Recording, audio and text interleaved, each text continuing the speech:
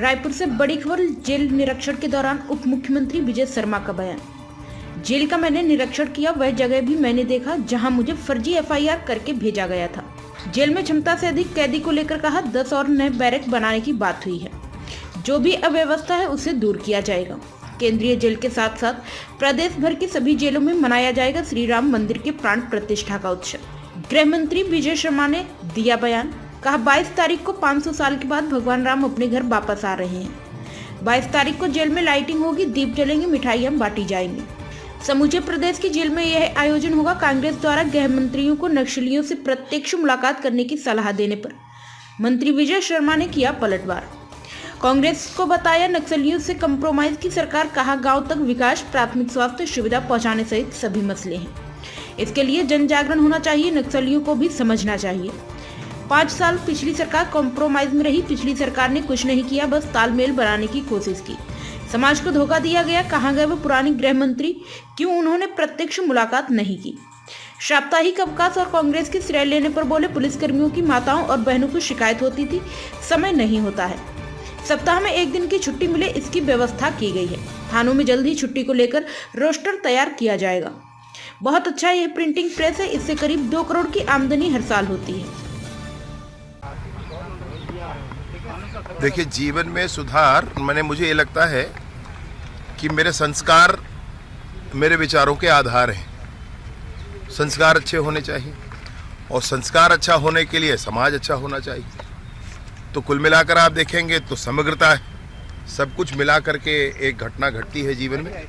जो कुछ भी यहाँ मैंने देखा है, कई लोगों से बातें की है, गंभीर अपराधों में लोग बंद हैं, सालों से बंद हैं, किसी को 16 साल 15 साल हो रहा है।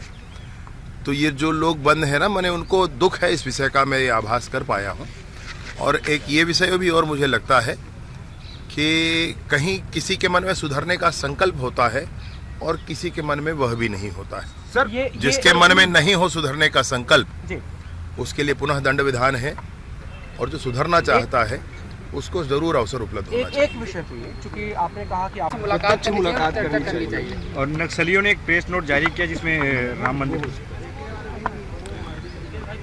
प्रत्यक्ष मुलाकात करनी चाहिए। हम तो किसी भी तरह की मुलाकात के लिए तैयार हैं। प्रश्न यही है, बार बार यही है कि गांव तक सड़क क्यों नहीं पहुंचना चाहिए? गांव में कोई बीमार पड़े हो जाए, उसको रोड शहर तक क्यों नहीं लाना चाहिए? गांव में जब बच्चा होता है वो कुपोषित क्यों रहे, उसको आंगनबाड़ी क्यों न मिले? गांव में कम कीमत पर राशन क्यों न मिले? गांव में नेटवर्क क्यों नहीं होना चाहिए मोबाइल का? गांव में टीवी क्यों नहीं चलना चाहिए? गांव में प्राथमिक स्वास्थ्य की सुविधाएं क्यों नहीं मिलनी चाहिए? ये सारा ही मसला है भाई। और इन मसलों को लेकर के मैं सोचता हूँ कि जन जागरण होना चाहिए। नक्सलियों को भी इस विषय पर समझना चाहिए। कांग्रेस प्रत्यक्ष मुलाकात की बात कर रहे हैं। इससे को वीआईपी ट्रीटमेंट मिलने के आरोप लगाए थे। वीआईपी ट्रीटमेंट मिलने के आरोप लगाए थे। किस तरह की स्थिति आपने अंदर देखी है? कैदी तो सामान्य कैदी थे जिनसे मेरी मुलाकात हुई, और डीआईजी साहब ने भी सारी जगह दिखाई है, घुमाई है। क्षमता से अधिक का जो विषय है वो तो है, और वो सारे जेलों को मिलाकर भी है।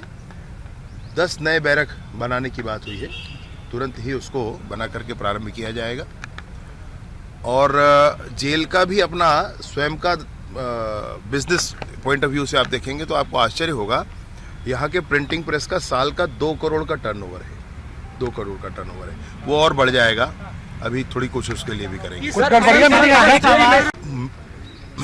मैंने मुलाकात का जो विषय है, गांव वालों से, मैंने घर वालों से इनके मुलाकात का जो विषय है, ये इसमें थोड़ी और सुधार की आवश्यकता है। प्रत्यक्ष मुलाकात का अवसर कम मिलता है और मुलाकात का कोई दूसरा अवसर है नहीं। मैं कोशिश करूंगा टेक्नोलॉजी बेस्ड कोई मुलाकात की व्यवस्था बने। सर, पूरे देश में